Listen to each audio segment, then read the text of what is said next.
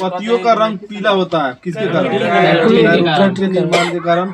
बताइए पर्ण हरित यानी क्लोरोफिल में उपस्थित मुख्य धातु बताइए। मैग्नीशियम होता है। प्रकाश संश्लेषण में सहायक करता है कौन लौह? हरित लौह क्लोरोप्लास्ट। ठीक है। कोशिका का रसोई घर कहा जाता है? हरित लौह। इंग्लिश में हरित लौह को क्लोरोप्लास्ट कहा जाता है। अब बताइए टमाटर में लाल रंग का कारण होता है लाइकोपीन होता है। हल्दी में पीला रंग का कारण जेनोथोफिल्स।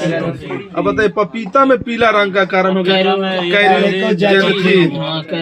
बताइए सेव में लाल रंग का कारण एंथोसाइनिन।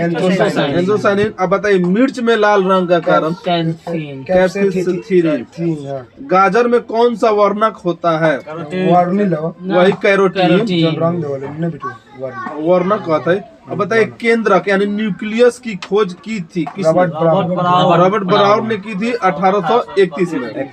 कोशिका प्रबंधन का कार्य करता है कौन? केंद्रक। अब बताइए कोशिका का दिमाग कहलाता है केंद्रक।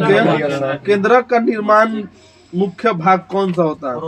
केंद्रक का मुख्य भाग क्रोमेटिन। अब बताइए क्रोमेटिन बना होता है किस किस पदार्थ से?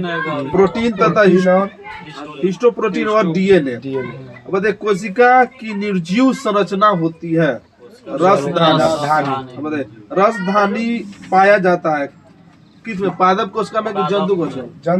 पादप कोशिका। अब बताइए तारिकाई की खोज कौन किया? तारिकाई।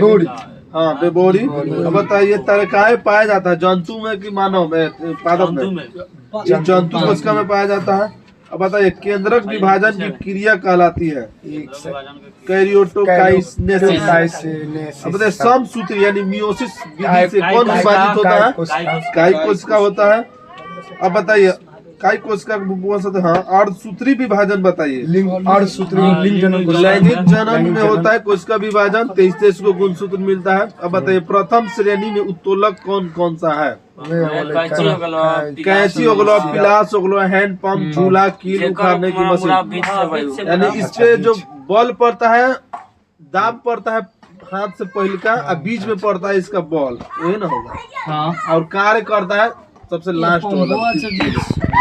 हाँ अब बताइए द्वितीय श्रेणी के उत्तोलक होते हैं जैसे श्रोता, हाँ नींबू निचोड़ने की मशीन, ओपनर। ठीक है। अब जैसे तृतीय में बताइए